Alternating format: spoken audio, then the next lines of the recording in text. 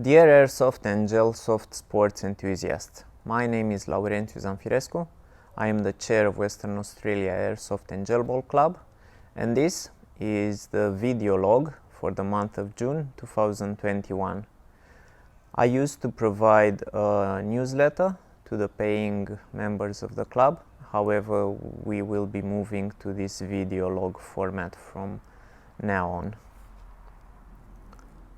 So I am here to talk about what's been happening over the month, and what is clear is that our lobbying efforts for the past year in regards to gel blasters and the sport of Gelsoft have not been successful.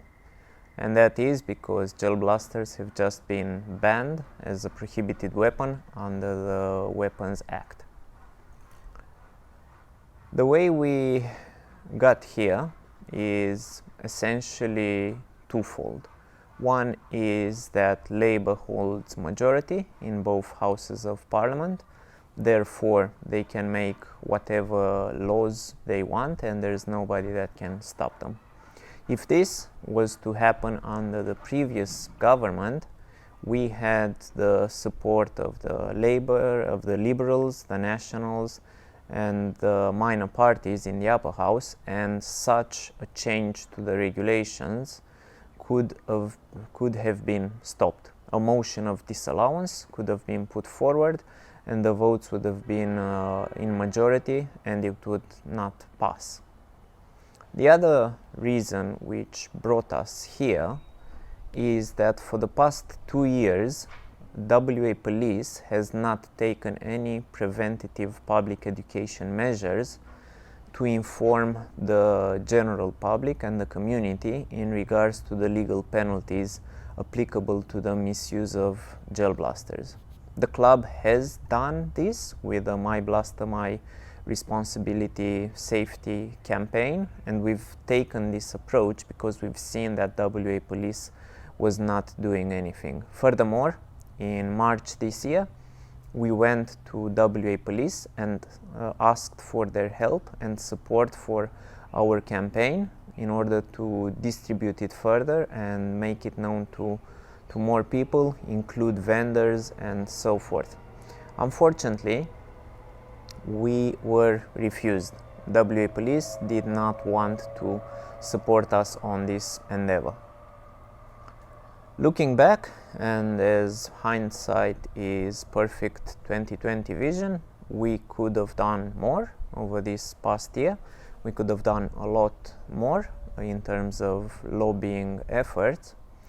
However, we did not have the full support of the community. We did not have the support of the entire community, and worst of all, we've actually had people working against our efforts and trying to discredit us. If this wouldn't have happened, again, we could have achieved so much more. Last month we released our strategic and operational plan, and that's what we were planning to do. One of those items is actually getting media to come to the games and show them what the sport is. However, a significant part of the community was of the opinion that playing ostrich, sticking our head in the sand, don't let them know we are here, is the good approach to take.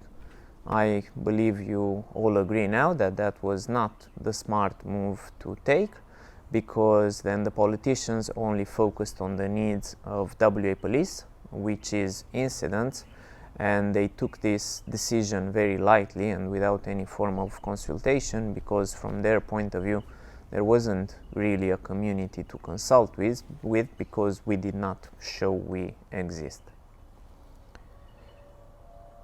So what's next? Well, we will continue our lobbying efforts just as we've done over the past 4 years with Airsoft and over the past year with Gelsoft. This month we've had a public protest which was attended by almost 100 people. Again, I would like to take the opportunity and thank everyone that came, and advise that we have another one coming on the 3rd of August. This one will be in front of Parliament House, and it will be on the first day when Parliament seats coming back from their winter break.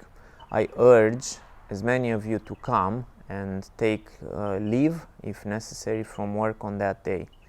Without you, we cannot get Airsoft back. You are the only person that can make it happen. It is your voice that will make government change their mind.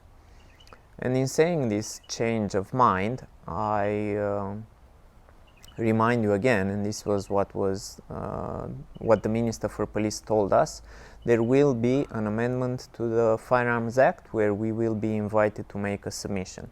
Making a submission does not guarantee that we will actually get our sport back. However, if we have a strong voice and we show that the lawful sports community represents a big interest, then we have a good chance of having our sport back. Otherwise, they will remain prohibited weapons as they currently are.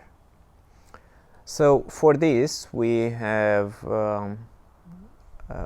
developed a tool which is easy to use for you to write to your member of parliament. Essentially, you just need to put in the suburb you live in, your name and address, and an automatic email will be generated to the 5 members of parliament that represent your interest. The link to that tool is provided in the video description below. I highly encourage all of you to go now and use the tool and write to your members of parliament.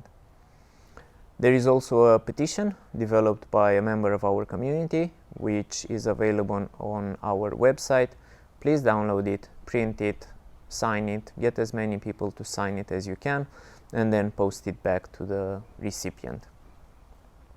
Other things we are doing is we are in contact with the Queensland Minister for Police, and we are trying to work that avenue and see where we get to.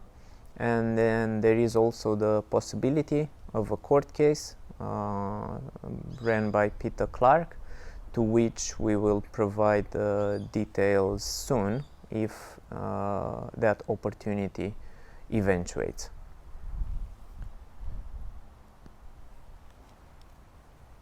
So, it's been a very difficult month.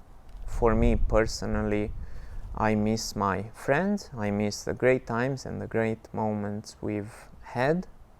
Again, I repeat, it is up to each of you to do your best and lobby for the sport so we can get it back. Us, the club, can only do so much. We can organize things, we can point you in the direction to take, we can talk to media, we can speak to politicians and to ministers. However, the power is with you because you hold the right to vote Labour in or out at the next elections. Thank you very much. Have a great day.